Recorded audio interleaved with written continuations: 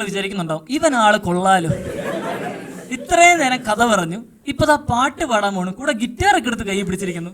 സത്യം പറയാലോ, എനിക്ക് ഗിറ്റാർ വായിക്കാൻ അറിയേ. How many engineers in the crowd? Give me a cheer. Okay, അത്യാവശ്യം എഞ്ചിനീയേഴ്സ് ഉണ്ട്. Good. Give me a cheer ആണ്, കൈ ഇങ്ങനെ പൊക്കണ്ട. ഇവിടെ വന്ന് സൗണ്ട് വരട്ടെ. So, I am also an engineer, but I am the worst kind of engineer because I did not want to be an engineer. I was not that passionate about it. But whenever I fight with my parents about this, my parents claim that they gave me multiple choices, but I chose to be an engineer, which is also true. They gave me multiple choices, doctor, engineer, which is the bare minimum for something to be termed as multiple. My parents are smart like that. My dad is a mechanical engineer, my mother is an electrical engineer, my sister is an electronics engineer, and I am a computer science engineer. If all of this is not enough, my dad recruited an automobile engineer in the form of my brother-in-law.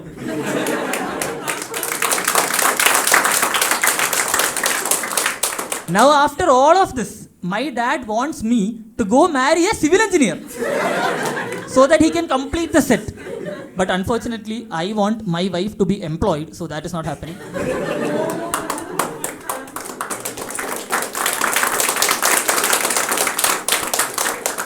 And I am the worst kind of computer science engineer out there because I studied biology in +1 and +2 and studied computer science for engineering. Anyone else here who has done this?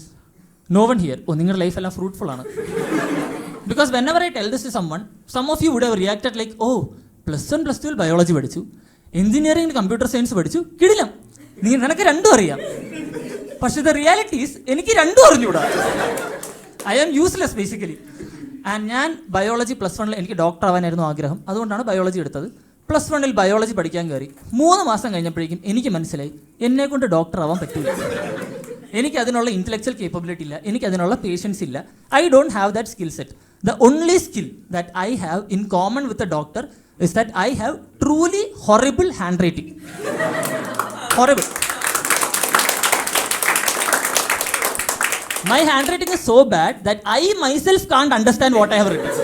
It is that horrible. And how is this possible? This fascinates me. How is this possible that people who studied for medicine from different states, who come from different family backgrounds, from different religious backgrounds, from different universities, all of them have equally horrible handwriting?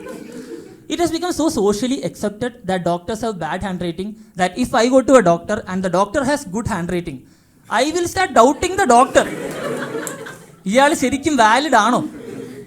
And എനിക്ക് ഇതിനൊരു justification ഉണ്ട്. For example, ഞാൻ +2 biology പഠിച്ചിരുന്നപ്പോൾ എനിക്ക് എക്സാമിന് endoplasmic reticulum എന്ന് എഴുതണം. അപ്പോൾ ഞാൻ എൻഡോപ്ലാസ്മിക് എന്ന് എഴുതി. ഇനി എനിക്ക് റെറ്റിക്കുലം എന്ന് എഴുതണം. ഞാൻ R എഴുതി, E എഴുതി. അടുത്തത് C ആണോ T ആണോ I ആണോ U ആണോ എന്ന് എനിക്കറിയില്ല. അപ്പം ഞാൻ എന്ത് ചെയ്യും? എല്ലാം കൂടെ റിക്കർസീവ് ഹാൻഡ് റൈറ്റിങ്ങിൽ എഴുതി വിടും. എന്നിട്ട് അവിടെ ഇവിടെ ഓരോ കുത്തും വരയിടും. അതായത് ടീച്ചർ സ്പെല്ലിംഗ് മിസ്റ്റേക്ക് ആയിട്ട് മാർക്ക് ചെയ്താൽ ഞാൻ എഴുതാൻ അറിയാത്തതല്ല, ടീച്ചറിന് വായിക്കാൻ അറിയാത്തതാണ്. എൻ്റെ കുറ്റമല്ല. I think this is what all doctors do. എല്ലാ പ്രിസ്ക്രിപ്ഷനിലും ഫസ്റ്റ് 3 letters വെരി ക്ലിയർ, അടുത്ത 7 letters റിക്കർസീവ് ഹാൻഡ് റൈറ്റിംഗ്, അവസാനത്തെ 4 letters is just a sine wave. There is nothing else. And last ഒരു 125 mg. Any doctors in the crowd? No, they have better things to do. No one. ഒരു doctor പോലും ഇല്ല. But I realised that I can be a doctor. പക്ഷേ ഞാൻ +1 join ചെയ്തപ്പോൾ ഞങ്ങളുടെ first day ഞങ്ങളുടെ zoology teacher ഞങ്ങളുടെ അടുത്ത് ചോദിച്ചു, നിങ്ങൾക്ക് എന്ത് ടൈപ്പ് ഡോക്ടർ ആവാനാണ് ആഗ്രഹം? ഡോക്ടർ ആവും ഇല്ലേ എന്നുള്ളതൊന്നും ടീച്ചറിനൊരു വിഷയമല്ല. നിങ്ങൾക്ക് എന്ത് ടൈപ്പ് ഡോക്ടർ ആവണം? സത്യം പറയാലോ, +1 ജോയിൻ ചെയ്തപ്പോൾ private hospital doctor, general hospital doctors എന്നല്ല, വേറെ ടൈപ്പ് ഡോക്ടർ ഉണ്ട് എന്ന് എനിക്ക് അറിയില്ലായിരുന്നു. പക്ഷേ ഫസ്റ്റ് ബെഞ്ചിലെടുത്ത് അമൃത ഫുൾ കോൺഫിഡൻസോട് എണീറ്റ് എന്ന് പറഞ്ഞു, എനിക്ക് കാഷ്വാലിറ്റിയിലുള്ള എമർജൻസി സർജൻ ആവണം. എന്തെങ്കിലും എമർജൻസി ഉണ്ടായാൽ, എന്തെങ്കിലും ആക്സിഡൻറ്റ് ഉണ്ടായാൽ ആ കേസ് ഹാൻഡിൽ ചെയ്യേണ്ടത് ഞാനാണ്. അയാളെ സേവ് ചെയ്യുമ്പോൾ ഒരു സാറ്റിസ്ഫാക്ഷൻ എനിക്ക് കിട്ടണം. എനിക്ക് കാഷ്വാലിറ്റിയിൽ എമർജൻസി സർജൻ ആവണം. ഇങ്ങനെ പറഞ്ഞ ഇതേ അമൃത +2 സുവോളജി ലാബ് എക്സാമിന് മൈക്രോസ്കോപ്പിൻ്റെ അടിയിൽ വെക്കാൻ ഒരു തുള്ളി ചോരയ്ക്ക് വേണ്ടി സ്വന്തം കയ്യിൽ കുത്തിയപ്പോൾ തല ഇറങ്ങി വീണു. കാഷ്വാലിറ്റിയിൽ എമർജൻസി സർജൻ. ഇങ്ങനത്തെ ലാബ് എക്സാം ഒക്കെ കഴിഞ്ഞാണ് ഞാൻ കമ്പ്യൂട്ടർ സയൻസ് എഞ്ചിനീയറിംഗ് കയറിയത്. അതും ഒരു ഗവൺമെൻറ് കോളേജിലാണ് കയറിയത്. ഞാൻ കയറിയത് ഒരു അടിക്ക് പേരുകേട്ട കോളേജിലാണ്. ആൻഡ് എൻ്റെ ഗവൺമെൻറ് കോളേജിൽ ഫസ്റ്റ് ഇയറിൽ ഞാൻ പഠിക്കുമ്പോൾ ഞങ്ങളുടെ ഹോളി സെലിബ്രേഷൻ ദിവസമാണ്. മലയാളികൾ യൂഷ്വലി ഇവിടെ ഹോളി സെലിബ്രേറ്റ് ചെയ്ത് എത്ര പേരുണ്ട്? നമ്മൾ പൊതുവെ അങ്ങനെ സെലിബ്രേറ്റ് ചെയ്യില്ലല്ലോ. അപ്പോൾ ഫസ്റ്റ് ഇയറിൽ ഞങ്ങൾ ഇരിക്കുകയാണ്. ഞങ്ങളുടെ എൻ്റയർ സ്റ്റുഡൻസ് യൂണിയൻ ക്ലാസ്സിൻ്റെ അകത്തേക്ക് കയറി വന്നു. ചെയർമാൻ, ജനറൽ സെക്രട്ടറി എല്ലാവരും ഉണ്ട്. എല്ലാവരും ക്ലാസ്സിൻ്റെ അകത്തേക്ക് കയറി വന്നിട്ട് പറഞ്ഞു ഹാപ്പി ഹോളി എന്ന് പറഞ്ഞ് പൊടി എടുത്തെറിഞ്ഞിട്ട് പറഞ്ഞു come let's celebrate.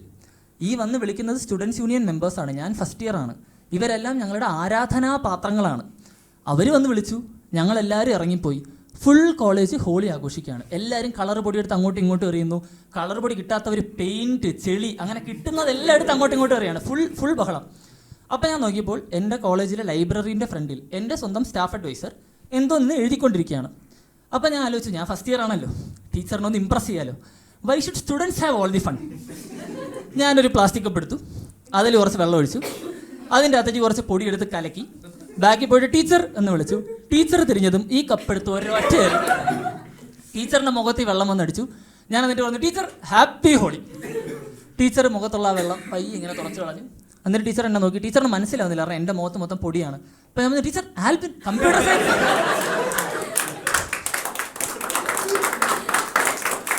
Computer science first ഇയറിൽ ആൽബിൻ. ടീച്ചറിന് മനസ്സിലായില്ലേ? ടീച്ചർ പറഞ്ഞു ആ മനസ്സിലായി. പിന്നെയാണ് ഞാൻ തിരിച്ചറിഞ്ഞത് ടീച്ചർ എഴുതിക്കൊണ്ടിരുന്നത് സസ്പെൻഷൻ കൊടുക്കാനുള്ളവരുടെ ലിസ്റ്റാണ്. അങ്ങനെയാണ് എനിക്ക് ഫസ്റ്റ് ഇയറിലെ സസ്പെൻഷൻ കിട്ടിയത്. പക്ഷേ എനിക്ക് എഞ്ചിനീയറിംഗിൽ ഏറ്റവും ടഫായിട്ട് തോന്നിയിട്ടുള്ളത് ലാബ് എക്സാംസ് ആണ്. ഇവിടെ ഏതെങ്കിലും കമ്പ്യൂട്ടർ സയൻസ് എഞ്ചിനീയേഴ്സ് ഉണ്ടോ? Are you the Telugu person? Okay, super. അയ്യോ, നമ്മുടെ സിലബസ് വേറെയാണോ എന്തോ. Which lab exam was the toughest? OS systems. Yes, അതിലോട്ട് പൊളി. സോ ട്രോമൈസി only states are different. I am coming to that only. പക്ഷേ ഫസ്റ്റ് ഓഫ് ഓൾ ഫസ്റ്റ് ഇയറിൽ computer science പഠിക്കുന്ന എന്നെ എന്തിനാണ് ഇലക്ട്രിക്കൽ, മെക്കാനിക്കൽ, ഇലക്ട്രോണിക്സ് ലാബൊക്കെ പഠിപ്പിക്കുന്നത്? എന്തിന്? എൻ്റെ കമ്പ്യൂട്ടറിന് എന്തെങ്കിലും പ്രശ്നം വന്നാൽ ഞാൻ എൻ്റെ IT ആളെ വിളിക്കുകയുള്ളൂ, ഓഫീസറുള്ള, അല്ലാതെ ഞാൻ പോയി കുത്തി നോക്കൂല. എന്തിനാണ് എന്നെ ഇലക്ട്രിക്കൽ ലാബ് പഠിപ്പിക്കുന്നത്? പക്ഷെ തേർഡ് ഇയറിൽ ഇപ്പോൾ ആ പുള്ളിക്കാരൻ പറഞ്ഞ OS സിസ്റ്റം സോഫ്റ്റ്വെയർ ലാബ്, എൻ്റെ പൊന്നെ, ഇത്രയും വൃത്തിയായിട്ടൊരു ലാബ്. ആ lab exam I will highlight what happen to me. 3 മണിക്കൂർ exam, 2 question, 1.5 hours for each question. ഞങ്ങളെല്ലാവരും കയറിയിരുന്നു. എക്സാം സ്റ്റാർട്ട് ചെയ്തു. ആദ്യത്തെ 10 സെക്കൻഡ് ക്ലാസ്സിലുള്ള എല്ലാവരും മരണ കോഡിങ് ആയിരിക്കും. എന്ത്? ## Name Albin Antony, ## class R5, ## roll number 5. ഒന്നും പഠിച്ചിട്ടില്ലെങ്കിലും വളരെ സ്പീഡിൽ ഈ കമൻറ്റ് ചെയ്താൽ കോഡിങ് സിരകളിലൂടെ ഒഴുകി വരും എന്നൊരു മിഥ്യാധാരണ എന്നെ പോലുള്ള പല വാഴകൾക്കും ഉണ്ടായിരുന്നു. 10 സെക്കൻഡ് എല്ലാവരും മരണ കോഡിങ്ങാണ്. അത് കഴിഞ്ഞ് എല്ലാവരും സ്റ്റക്കാവും. ആർക്കും എന്താണെന്ന് അറിയില്ല. പക്ഷെ ഞാൻ തിരിഞ്ഞു നോക്കിയപ്പോൾ ഏറ്റവും ബാക്കിലിരിക്കുന്ന എൻ്റെ ബെസ്റ്റ് ഫ്രണ്ട് ദീപക്, അവൻ തകർത്തെഴുതുകയാണ്. അത് കണ്ടപ്പോൾ എനിക്ക് വിഷമമായി. ഞാൻ തോക്കുകയും ചെയ്യും, അവൻ ജയിക്കുകയും ചെയ്യും. സപ്ലൈക്ക് ഒരു കമ്പനി പോലും ഇല്ല. ഒരു 10-15 മിനിറ്റായി ഞാൻ അവനെ തിരിഞ്ഞ് ഇടയ്ക്കിടയ്ക്ക് നോക്കുന്നുണ്ട്. ഞാൻ അവൻ്റെ ചോദിക്കുന്നുണ്ട്, നീ ഇതെന്താണ് എഴുതുന്നത്? അപ്പോൾ അവൻ എൻ്റെ അടുത്തില്ല, ഒന്നുമില്ല എന്നൊക്കെ പറഞ്ഞ് എഴുതുന്നു. ഞാൻ പിന്നെയും തിരിഞ്ഞപ്പോൾ മുമ്പിരുന്ന ടീച്ചർ എൻ്റെ അടുത്ത് പറഞ്ഞു, ആൽബിൻ സിറ്റ് സ്ട്രൈറ്റ്. അപ്പോൾ ഞാൻ നേരെ ഇരുന്നു. ഞാൻ ഒരു അരമണിക്കൂറായി ഞാൻ ഒരു ലൈൻ കോഡ് എഴുതിയിട്ടില്ല. ഞാൻ ഇടയ്ക്കിടയ്ക്ക് ദീപകിനെ തിരിഞ്ഞ് നോക്കുന്നുണ്ട്. എൻ്റെ മുഖത്തെ വിഷമം കണ്ടിട്ടാണോ എന്ന് അറിഞ്ഞൂടാ, ടീച്ചറും ദീപകിനെ നോക്കാൻ തുടങ്ങി. ടീച്ചർ ദീപകിനെ നോക്കിയിട്ട് ടീച്ചർ പറഞ്ഞു, ദീപക്കേ ഇങ്ങ് പോര്. അപ്പോൾ ദീപക് ഫുൾ ഇന്നസെൻറ്റ് മോഡിൽ, എന്ത് പറ്റി ടീച്ചർ? എടാ ഞാൻ കണ്ടു, നീ ഇങ്ങ് പോര്. എന്ത് കണ്ടു ടീച്ചർ? എന്ത് പറ്റി? എടാ മണ്ട, നീ ഇരിക്കുന്ന ടേബിളിൻ്റെ താഴെ എംറ്റിയാണ്, നിന്റെ ഫോൺ മടിയിലിരിക്കുന്നത് എനിക്ക് കാണാം, എടുത്തിട്ട് വേണം. അങ്ങനെ ദീപകിനെ പിടിച്ച് ഫ്രണ്ടിലെടുത്തി. അപ്പം എനിക്ക് കുറച്ച് സമാധാനമായി. എന്നിട്ടും ഞങ്ങൾക്ക് 2 പേർക്കൊന്നും എഴുതാൻ അറിയില്ല. അരമണിക്കൂർ കഴിഞ്ഞ്, 3/4 മണിക്കൂർ കഴിഞ്ഞ്, 1 മണിക്കൂറായി ഞാൻ ഒരു ലൈൻ കോഡ് എഴുതിയിട്ടില്ല.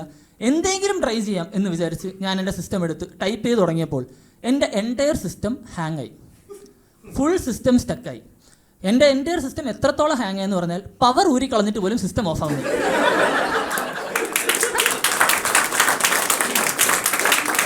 Government college computers full hang ആയി. എനിക്കൊന്നും ചെയ്യാൻ വയ്യ. ഞാൻ ടീച്ചറിൻ്റെ അടുത്ത് പറഞ്ഞു, ടീച്ചർ ഇത് വർക്ക് ചെയ്യുന്നില്ല. ടീച്ചർ പറഞ്ഞു, നീ കോപ്പി അടിക്കാൻ നോക്കിയതല്ലേ, നീ എവിടെ ഇരുന്നോ? ഞാൻ ഇരുന്നു. 3 മണിക്കൂർ എക്സാം, 2 മണിക്കൂർ കഴിഞ്ഞു, ഒരു ലൈൻ ഓഫ് കോഡ് എഴുതിയിട്ടില്ല. അപ്പോൾ എൻ്റെ ക്ലാസ്സിലെ ഏറ്റവും വലിയ ബുദ്ധിജീവിയായ അരവിന്ദ്, അവൻ അരമണിക്കൂറിൽ എക്സാം എഴുതി തീർത്തതാണ്. 2 മണിക്കൂർ മിനിമം ഇരിക്കണം എന്ന് യൂണിവേഴ്സിറ്റി റിക്വയർമെൻറ്റ് ഉള്ളതുകൊണ്ട് അവൻ ഇരുന്നതാണ്. അവൻ ഇറങ്ങിപ്പോണെന്ന് പറഞ്ഞു.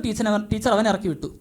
അപ്പോൾ കമ്പ്യൂട്ടർ സയൻസിൽ BTechഉം MTechഉം PhDയും എടുത്തിട്ടുള്ള എൻ്റെ കമ്പ്യൂട്ടർ സയൻസ് പ്രൊഫസർ എൻ്റെ അടുത്ത് പറഞ്ഞു, ആൽബിനെ പോയി അരവിന്ദിൻ്റെ സിസ്റ്റത്തിലിരുന്നു. ഇത് only computer science engineers may be will understand. ഞാൻ പോയി അരവിന്ദിൻ്റെ സിസ്റ്റത്തിലിരുന്നു. ഞാൻ നോക്കിയപ്പോൾ അവൻ കോഡ് ചെയ്തിട്ട് പോയ ടെർമിനൽ ക്ലോസ് പോലും ചെയ്തിട്ടില്ല, മിനിമൈസ് ചെയ്തിട്ടേക്കാണ്. ഞാനത് ഓപ്പൺ ചെയ്തു. അപ്പാരോ 4 തവണ അടിച്ചു. അതാ വരുന്നു അരവിന്ദിൻ്റെ ഫസ്റ്റ് ക്വസ്റ്റ്യൻ്റെ ആൻസർ. അതിൽ അരവിന്ദിൻ്റെ ഫസ്റ്റ് ക്വസ്റ്റ്യൻ്റെ ആൻസർ വന്നു. ഞാൻ അരവിന്ദ് എന്നുള്ള പേര് മാറ്റി എൻ്റെ പേരിട്ടു. അരവിന്ദിന്റെ ഫ്രണ്ട്സ് എന്നുള്ള പേര് മാറ്റി എൻ്റെ ഫ്രണ്ട്സിന്റെ പേരിട്ടു. ഇത്രയും മാത്രം ചെയ്ത് ഞാൻ റൺ ചെയ്ത കോഡിൽ എനിക്ക് സിൻടാക്സ് എറർ അടിച്ചു.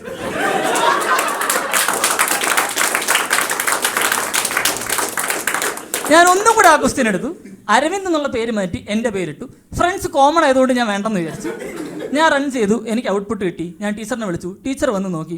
ടീച്ചർ നോക്കിയിട്ട് പറഞ്ഞു, നിനക്ക് അറിയാമെങ്കിൽ നീ എന്തിനാണ് ദീപകിനെ വെറുതെ ഹെൽപ്പ് ചെയ്യാൻ പോകുന്നത്? നിനക്ക് സ്വയം അങ്ങ് ചെയ്താൽ പോരെ. ഫസ്റ്റ് ക്വസ്റ്റ്യൻ ടീച്ചർ കറക്റ്റായിട്ട് ടാഗ് ചെയ്തു. ടീച്ചർ പോയി. പിന്നെ ഞാൻ അപ്പാരോ 2 തവണ അടിച്ചപ്പോൾ അതാ വരുന്നു അരവിന്ദിൻ്റെ രണ്ടാമത്തെ ക്വസ്റ്റ്യൻ്റെ ആൻസർ. പക്ഷേ ഇവിടെയാണ് നിങ്ങൾ പ്രൊഫഷണലി ആലോചിക്കേണ്ടത്. ഞാനിപ്പോൾ സെക്കൻഡ് ക്വസ്റ്റ്യനും ആൻസർ ചെയ്യുകയാണെങ്കിൽ ഓബ്വിയസ്ലി ടീച്ചറിന് ഡൗട്ട് അടിക്കും. ഇത്രയും നേരം ഒന്നും എഴുതാതിരുന്ന ഇവൻ എങ്ങനെ ഇത്രയും അരമണിക്കൂറിൻ്റെ അത് 2 ക്വസ്റ്റ്യനും ചെയ്തു തന്നു. ഇത് തന്നെയാണ് വോട്ട് ചോരിയിൽ കുറേ പേര് BJP അടുത്ത് ചോദിക്കുന്നത്.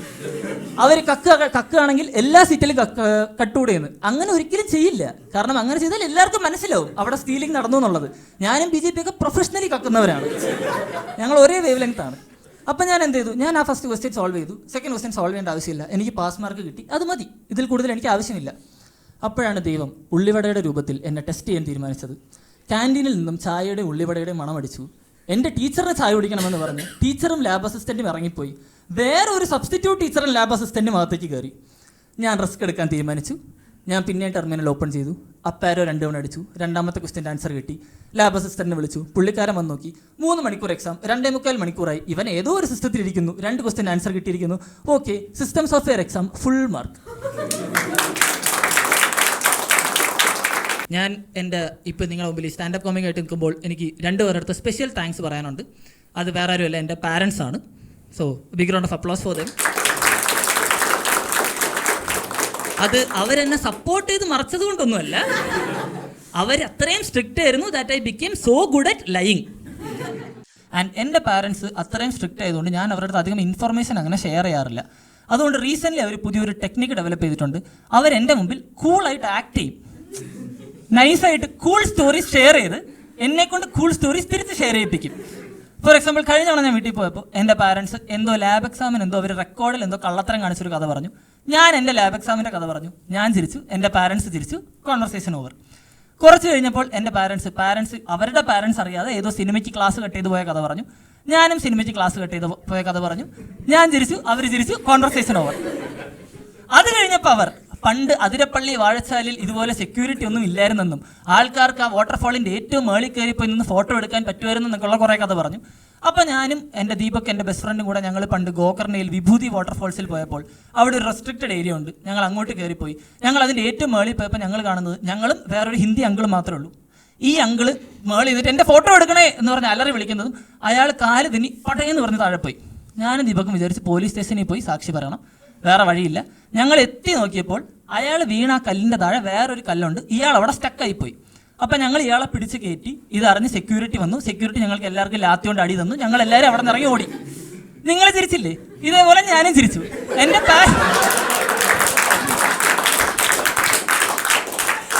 എൻ്റെ പാരൻസ് ചിരിച്ചില്ല. അടുത്ത 2.5 മണിക്കൂറത്തേക്ക് സേഫ്റ്റി എന്തോരം പ്രധാനമാണ്, നീ ഇത്രയും സോഷ്യൽ മീഡിയ എൻ്റെ നിനക്കിതൊന്നും അറിഞ്ഞൂടെ എന്ന് പറഞ്ഞ് ഉപദേശം ഞാൻ കേട്ടോണ്ടിരുന്നു. ഞാൻ എപ്പോൾ എൻ്റെ വീട്ടിൽ പോയാലും ഞാൻ ഭയങ്കര ഹോം സിക്ക് ആവുന്ന ആളാണ്. അതുകൊണ്ട് എനിക്ക് എപ്പോഴും വീട്ടിൽ പോകാൻ തോന്നും. പക്ഷേ എപ്പോൾ വീട്ടിൽ പോയാലും എനിക്ക് മനസ്സിലാവും ഞാൻ എന്തുകൊണ്ടാണ് ബാംഗ്ലൂർ നിൽക്കുന്നത്. ഞാൻ എൻ്റെ വീട്ടിൽ പോകുമ്പോൾ ഞാനും എൻ്റെ പാരൻസ് തമ്മിൽ സെയിം ടെംപ്ലേറ്റ് ആണ്. ഞാൻ എപ്പോഴും പോകുന്നത് ഫ്രൈഡേ സാറ്റർഡേ സൺഡേ ആണെന്ന് വിചാരിച്ചു. ഫ്രൈഡേ നൈറ്റ് ഒടുക്കത്തെ സ്നേഹം, ഭയങ്കര സ്നേഹം. നിൻ്റെ മാനേജർക്ക് എന്ത് പറയുന്നു, ഓഫീസിൽ എന്തൊക്കെയുണ്ട് വിശേഷം, ഗേൾ ഫ്രണ്ടിന് സുഖമായിരിക്കുന്നു, അങ്ങനെ ഫുൾ കുശലാന്വേഷണം. സാറ്റർഡേ മോർണിംഗ് ആകുമ്പോൾ അപ്പച്ചൻ ഇൻഡയറക്റ്റ് ആയിട്ട് എനിക്കിട്ട് കുത്താൻ തുടങ്ങും. നീ നിൻ്റെ ഫൈനാൻസ് ഒക്കെ ട്രാക്ക് ചെയ്യുന്നുണ്ടോ, കഴിഞ്ഞ വർഷത്തെ ടാക്സ് അടച്ചോ, വില്ലേജ് ഓഫീസിൽ കരമടച്ചോ, ഇങ്ങനെ നടന്നാൽ മതി, വല്ല സ്ഥലവും വാങ്ങിച്ചുകൂടി, ഇങ്ങനെ ഇൻഡയറക്റ്റ് ആയിട്ട് കുത്താൻ തുടങ്ങും. സാറ്റർഡേ നൈറ്റ് എൻ്റെ വീട്ടിൽ അടി പൊട്ടിയിരിക്കും, ഉറപ്പാണ്. ഇതൊരു അന്ന് അടി ഉണ്ടാക്കിയില്ലെങ്കിൽ എനിക്ക് അപ്പച്ചന് ഉറക്കം വരില്ല. കഴിഞ്ഞ തവണ ഞാനിങ്ങനെ പോയപ്പോൾ സാറ്റർഡേ നൈറ്റ് അപ്പച്ചൻ എൻ്റെ അടുത്ത് എന്തോ ചെയ്യാൻ പറഞ്ഞിരുന്നു. അതൊരു സ്പെഷ്യൽ രീതിക്കാണ് ചെയ്യേണ്ടിയിരുന്നത്. ഞാൻ ആ രീതിയിലല്ല ചെയ്തത്, ഞാൻ എൻ്റേതായ ഒരു ആംഗിളിലാണ് ചെയ്തത്. അത് അപ്പച്ചന് ഇഷ്ടപ്പെട്ടില്ല. അപ്പച്ചൻ അത് പറഞ്ഞ് എന്നെ വഴക്ക് പറയാൻ തുടങ്ങി. എനിക്ക് ഭയങ്കരമായിട്ട് ദേഷ്യം വന്നു. ഞാൻ ഭയങ്കരമായിട്ട് റേസ് ആയി പറഞ്ഞു, ഇപ്പോൾ ഇനി ഇങ്ങോട്ട് കൂടുതൽ ഡയലോഗ് ഒന്നും അടിക്കേണ്ട ആവശ്യമില്ല, നിങ്ങൾ രണ്ടുപേരും റിട്ടയർ ആയിട്ടിരിക്കുന്ന ആൾക്കാരാണ്, ഇനി ഞാനാണ് ഈ കുടുംബം നോക്കാൻ പോകുന്നത്, ഞാൻ പറയുന്നത് കേട്ട് നിങ്ങൾ അങ്ങ് ജീവിച്ചാൽ മതി, ഈ വീട്ടിൽ ഏറ്റവും കൂടുതൽ ഏൺ ചെയ്യുന്നത് ഞാനാണ്, ഇനി എൻ്റെ അടുത്ത് ഇങ്ങോട്ട് കൂടുതൽ ഡയലോഗ് അടിക്കേണ്ട, നിങ്ങളുടെ അടുത്ത് എങ്ങനെ ജീവിക്കണമെന്ന് ഞാൻ അങ്ങോട്ട് പറഞ്ഞുതരാം, അത് കേട്ടിട്ട് രണ്ടുപേരും അവിടെ ഇരുന്നാൽ മതി, അല്ലാതെ കൂടുതൽ ലൈഫിൽ ഇനി ഇങ്ങോട്ട് ഉണ്ടാക്കരുത്, കൂടുതൽ ഇടപെടേണ്ട കാര്യമൊന്നുമില്ല, ഞാൻ അങ്ങോട്ട് പറഞ്ഞു തരും, ഞാനൊരു സെൽഫ് ഇൻഡിപെൻഡൻറ്റ് അഡൾട്ടാണ്, ഈ വീട് എങ്ങനെ നോക്കണമെന്ന് എനിക്കറിയാം, ഇനി ഈ വീട് ഞാൻ ഒറ്റയ്ക്ക് നോക്കും എന്ന് പറഞ്ഞ് ഞാൻ ടേബിളിൽ ഒരൊറ്റ അടി അടിച്ചതും എൻ്റെ വീട്ടിൽ കറണ്ട് പോയി. രാത്രി 12:30 കറണ്ട് പോയപ്പോൾ കേരള സ്റ്റേറ്റ് ഇലക്ട്രിസിറ്റി ബോർഡിൽ വർക്ക് ചെയ്യുന്ന എൻ്റെ അമ്മയുടെ മുഖത്തേക്ക് ഞാൻ നോക്കി. ഇലക്ട്രിസിറ്റി ബോർഡിൽ വർക്ക് ചെയ്യുന്ന എൻ്റെ അമ്മ പുറത്തേക്ക് നോക്കിയപ്പോൾ ബാക്കി എല്ലാ വീട്ടിലും കറണ്ട് ഉണ്ട്, ഞങ്ങളുടെ വീട്ടിൽ മാത്രം കറണ്ട് ഇല്ല. ഞാൻ ഇറങ്ങിപ്പോയി മെയിൻ സ്വിച്ചിൻ്റെ അവിടെ പോയി നോക്കിയപ്പോൾ ഫ്യൂസ് കത്തിപ്പോയതാണ്. ഓക്കെ, ഫ്യൂസ് കത്തിപ്പോയി. ഞാനൊരു സെൽഫ് ഇൻഡിപെൻഡൻറ്റ് അഡൾട്ട് ആണെങ്കിലും ഫ്യൂസ് കിട്ടണം എന്നുള്ളത് ഒരു സെൽഫ് ഇൻഡിപെൻഡൻറ്റ് അഡൾട്ടിൻ്റെ സ്കോപ്പിലുള്ളതാണ് എന്ന് എനിക്കറിയില്ലായിരുന്നു. ഫ്യൂസ് കത്തിപ്പോയി. ഇപ്പം എനിക്ക് 2 ഓപ്ഷൻ ഉണ്ട്. ഒന്നല്ലെങ്കിൽ ഞാൻ തിരിച്ചു പോയി എൻ്റെ അപ്പച്ചൻ്റെ അടുത്ത് അപ്പോളജൈസ് ചെയ്ത് പറയുക, ഞാൻ ആക്ച്വലി ഒരു സെൽഫ് ഇൻഡിപെൻഡൻറ്റ് അഡൾട്ട് അല്ല, ഈ ഫ്യൂസ് ഒന്ന് കെട്ടിത്തന്നാൽ കൊള്ളാമായിരുന്നു എന്ന് പറഞ്ഞ് അപ്പച്ചൻ്റെ കൊടുക്കുക.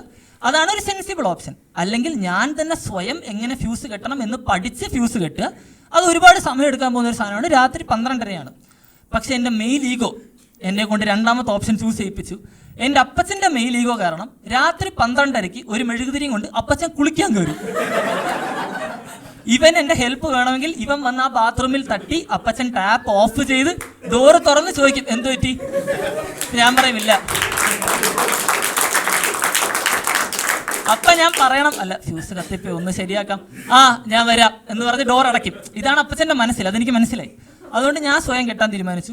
ഞാൻ തിരിച്ചു വന്ന് ഫ്യൂസ് എടുത്ത് വെച്ച് പോയി വയറും സ്ക്രൂ ഡ്രൈവറൊക്കെ എടുത്തിട്ട് വന്നു. സ്ക്രൂ ഡ്രൈവർ വെച്ച് ഒരു ചുക്കും ചുണ്ണാമ്പ് ചെയ്യാൻ അറിയില്ലെങ്കിലും ഇത് പിടിച്ച് കഴിയുമ്പോൾ ഒരു കട്ട മാസ്കുലീൻ ഫീലാണ്. അങ്ങനെ ഇത് വെച്ച് ഞാൻ ഈ വയറും കൊണ്ടുവച്ചിരുന്നു. എന്നിട്ട് ഫ്യൂസ് കെട്ടുക എന്നുള്ളത് ഇത്രയും പാടുള്ള പരിപാടിയാണെന്ന് എനിക്ക് അന്നാണ് മനസ്സിലായത്. ഞാൻ ഒരു സൈഡ് കെട്ടുമ്പോൾ മറ്റേ സൈഡ് ഉരിപ്പും, ആ സൈഡ് കെട്ടുമ്പോൾ ഈ സൈഡ് ഉരിപ്പും. നിങ്ങൾക്ക് ആർക്കും ഇത് മനസ്സിലാവാത്തത്, നിങ്ങൾ ആരും ഫ്യൂസ് കെട്ടിയിട്ടില്ല. ഓക്കെ, ഇത് ഭയങ്കര പാടുള്ള പരിപാടിയാണ്. എന്തുകൊണ്ട് കമ്പ്യൂട്ടർ സയൻസ് സ്റ്റുഡൻസിനെ ഇലക്ട്രിക്കൽ ലാബ് പഠിപ്പിക്കുന്നു എന്ന് ഞാൻ അപ്പം തിരിച്ചറിഞ്ഞു. ഇത് എത്ര നോക്കിയിട്ട് കെട്ടാൻ പറ്റുന്നില്ല. പക്ഷെ അവസാനം ഞാൻ എങ്ങനെയൊക്കെയോ കിട്ടിക്കൊണ്ടിരിക്കുകയാണ്. അപ്പച്ചൻ കുളിയൊക്കെ കഴിഞ്ഞ് പള്ളിനീരാട്ടൊക്കെ കഴിഞ്ഞെത്തി വന്ന് എൻ്റെ സൈഡിൽ വന്ന് നിന്നു. ആ ഫുൾ ഇരുട്ടത്ത് അപ്പച്ചൻ എന്നെ നോക്കി ചിരിക്കുന്നത് എനിക്ക് ഫീൽ ചെയ്യാം. ആ ഫുൾ ഇരുട്ടിൽ അപ്പച്ചൻ്റെ വെള്ള പല്ലെനിക്ക് കാണാം. പക്ഷെ എന്നാലും ഞാൻ വിട്ടുകൊടുത്തില്ല. ഞാൻ എങ്ങനെയൊക്കെയോ ഫ്യൂസ് കെട്ടി ഞാൻ ഇതും കൊണ്ട് തിരിച്ച് മെയിൻ സ്വിച്ചിൻ്റെ അവിടെ പോയി.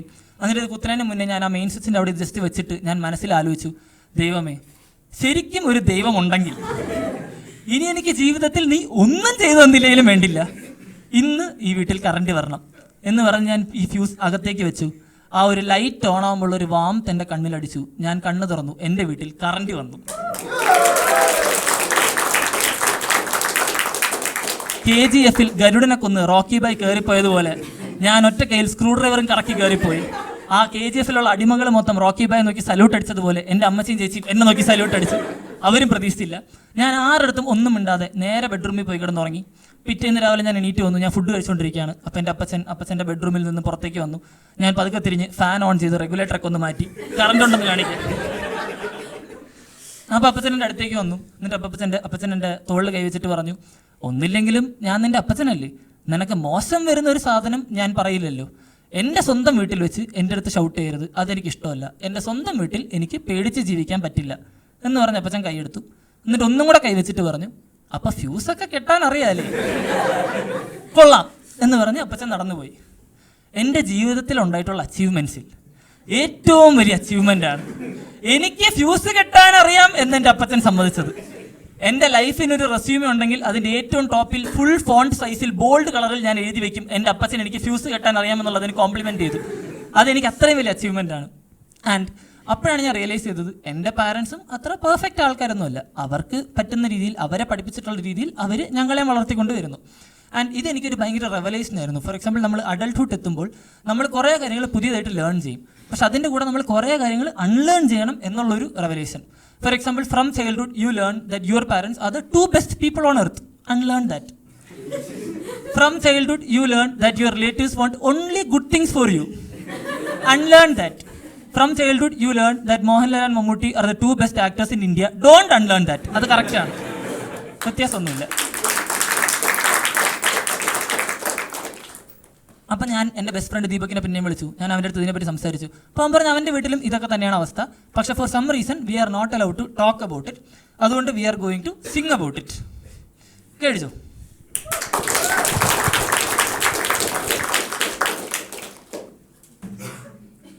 ഇപ്പം നിങ്ങൾ വിചാരിക്കുന്നുണ്ടാവും, ഇവനാള് കൊള്ളാലോ, ഇത്രയും നേരം കഥ പറഞ്ഞു, ഇപ്പം ആ പാട്ട് പാടാൻ പോണു, കൂടെ ഗിറ്റാറൊക്കെ എടുത്ത് കൈ പിടിച്ചിരിക്കുന്നു.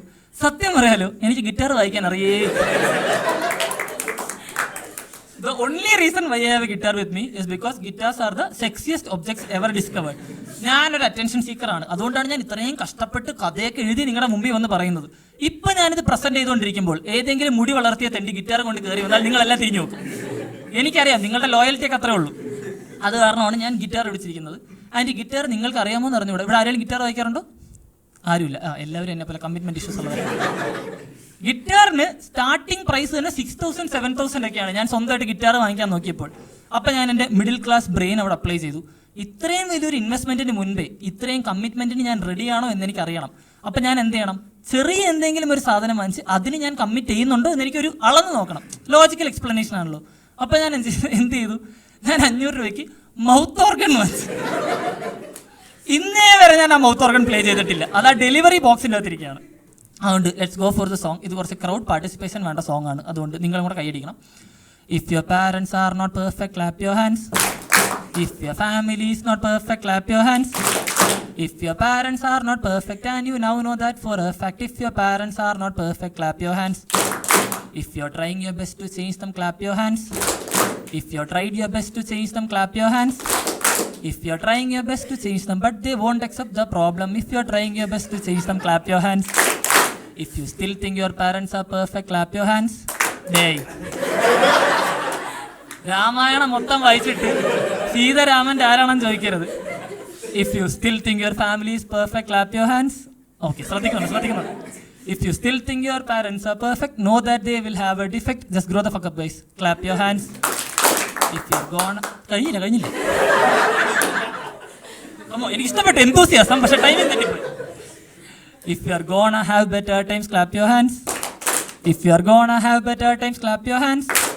If you are gonna have better times, and yes, now I am without rhymes, so let's end this song. Clap your hands. Actually, പിന്നെ തീർന്നില്ല. I really don't know how to sing a song. I really don't know how to play this thing. But if Omar Lulu is really known as a director, then yeah, I can be a singer. Clap your hands. And with that, I am coming to the end of my set. Thanks everyone. You have been a fantastic crowd. This is Albi.